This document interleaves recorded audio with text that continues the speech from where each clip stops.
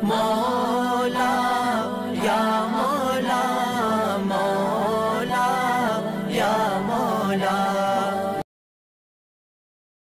گناہ کرنے سے ہم اپنے اوپر مصیبتوں کو دعوت دے رہے ہوتے ہیں، مصیبتوں کو اپنے اوپر بلا رہے ہوتے ہیں۔ اس لیے اگر ہم گناہ کرنا نہیں چھوڑتے تو بسا اوقات اس طرح پریشانی آتی ہیں جیسے تسبیح کا دھاگا ٹوٹے تو تواتر کے ساتھ اس کے جو ہے دانے ایک دوسرے کے اوپر گرا کرتے ہیں۔ کیوں؟ اللہ رب العزت کسی نہ کسی کے ذریعے اس کو پریشان کرتے ہیں۔ زندگی میں بھی سزا ملتی ہے گناہوں کی، اس لیے اس سے بچنے کا ایک ہی راستہ کہ ہم گناہوں کو چھوڑ دیں۔ ہمارے سلسلہ نقشبندیہ کے ایک بزرگ تھے حضرت خواجہ ابو الحسن خرقانی رحمت اللہ علیہ، فرمایا کرتے تھے کہ جس آدمی نے جو دن معصیت کے بغیر گزارا ایسا ہی ہے جیسے اس نے وہ دن نبی علیہ الصلوۃ والسلام کی معیت میں گزارا۔ تو فرمایا اللہ رب العزت نے وَذَرُوا ظَاهِرَ الْإِثْمِ وَبَاطِنَهُ، چھوڑ دو وہ گناہ جو تم ظاہر میں کرتے ہو یا تم چھپے ہوئے کرتے ہو۔ گناہ کرنے کی 4 وجوہات ہوتی ہیں، اللہ رب العزت نے ان 4 وجوہات کا تذکرہ قرآن پاک میں کر کے اس کا جواب بھی دے دیا۔ سب سے پہلی وجہ گناہ کرنے کی یہ ہوتی ہے کہ بندہ سمجھتا ہے کہ مجھے دیکھنے والا کوئی نہیں، اور اگر اس یہ پتہ ہو نا کہ چھوٹا بچہ بھی دیکھ رہا ہے تو گناہوں سے بچے گا۔ تو جب یہ احساس دل میں ہو کہ مجھے دیکھنے والا کوئی نہیں تو یہ گناہ کرنے کی پہلی وجہ۔ اللہ تعالیٰ نے قرآن پاک میں اس کا بھی جواب دے دیا، فرمایا ان ربک لبالمرصاد، تیرا رب تیری گھات میں لگا ہوا ہے۔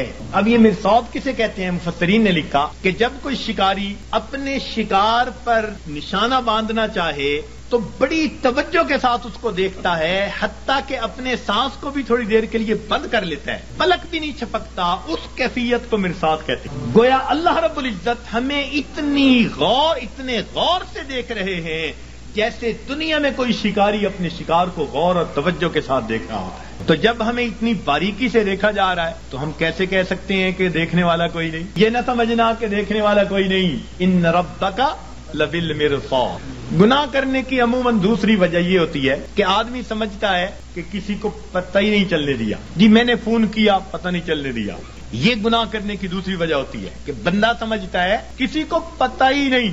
اللہ رب العزت اس کا بھی جواب دیتے ہیں، فرماتے ہیں کہ میں وہ ذات ہوں یعلم خائنۃ الاعین وما تخفی الصدور، میں جانتا ہوں تمہاری آنکھوں کی خیانت کو اور جو تمہارے دلوں کے اندر چھپا ہوا۔ تو جواب دے دیا کہ یہ مت زوم میں رہنا کہ ہمیں کوئی نہیں، کسی کو پتہ ہی نہیں چلنے دیا، وہ جانتا ہے تمہاری آنکھوں کی خیانت کو اور جو تمہارے دلوں میں چھپا ہوا۔ گناہ کرنے کی عام طور پر تیسری وجہ یہ ہوتی ہے کہ بندہ سمجھتا ہے کہ میرے پاس کوئی نہیں تھا، میں اکیلا تھا۔ تو جب بندہ محسوس کرتا ہے نا جی میرے پاس کوئی نہیں تھا، تو یہ گناہ کرنے کی تیسری وجہ ہوتی ہے۔ اللہ تعالیٰ نے اس کا بھی جواب دے دیا، فرمایا تم 3 ہوتے ہو تو چوتھا اللہ ہوتا ہے، 4 ہوتے ہو تو 5واں اللہ ہوتا ہے، وَهُوَ مَعَكُمْ أَيْنَمَا كُنتُمْ، وہ تمہارے ساتھ ہوتا ہے تم جہاں کہیں بھی ہوتے ہو۔ تو اس لیے اس کا بھی جواب دے دیا کہ یہ نہ سوچنا کہ پاس کوئی نہیں ہمارے۔ گناہ کرنے کی چوتھی وجہ، انسان ڈھیٹ بن جائے، بے حیا ہو جائے۔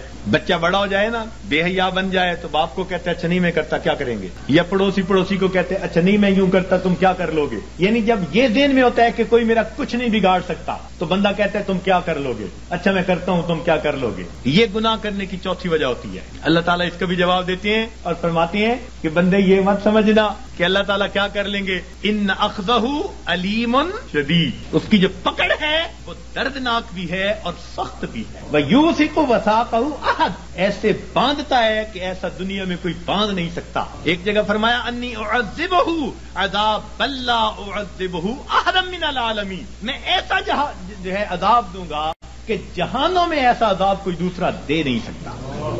اور جب قومیں نافرمانی کرتی ہیں فرمایا فصب علیہم ربک صوت عذاب، اس کا کوڑا آتا ہے عذاب۔ تو فرمایا یہ مت سوچنا کہ کوئی کیا کر لے گا۔ اور گناہ پر اللہ تعالیٰ قیامت کے دن 4 ہی گواہ متعین فرمائیں گے، 4 گواہ قیامت کے دن پیش کیے جائیں گے۔ سب سے پہلا گواہ اس بندے کے کندھوں کے اوپر جو کرامن کاتبین ہوتے ہیں وہ سب سے پہلے گواہ ہوں۔ ان علیکم لحافظین کرامن کاتبین یعلمون ما تفعلون، فرشتے گواہی دیں گے رب کریم ہم نے اس کو یہ گناہ کرتے دیکھا، یہ گناہ کرتے دیکھا، یہ گناہ کرتے دیکھا۔ یہ سب سے پہلی گواہی ہوگی معصوم فرشتوں کی گواہی۔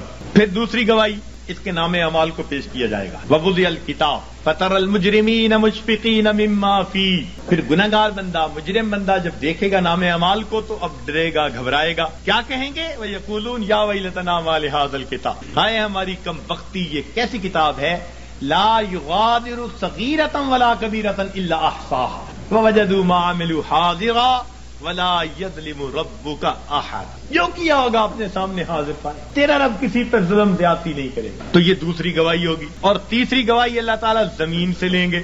زمین کو پوچھیں گے کہ تو بھی خبریں سنا، تیری پیٹھ پر کیا ہوتا رہا. یومئذ تحدث اخبارها بان ربک اوحی لها. زمین گواہی دے گی، بتائے گی کہ میری پشت پر اس نے فلاں جگہ یہ گناہ کیا، فلاں جگہ یہ گناہ کیا، اس گناہ کے لیے چل کے گیا تھا. زمین گواہی دے گی. اور چوتھے گواہ وہ انسان کے جسم کے اپنے اعضاء ہوں گے.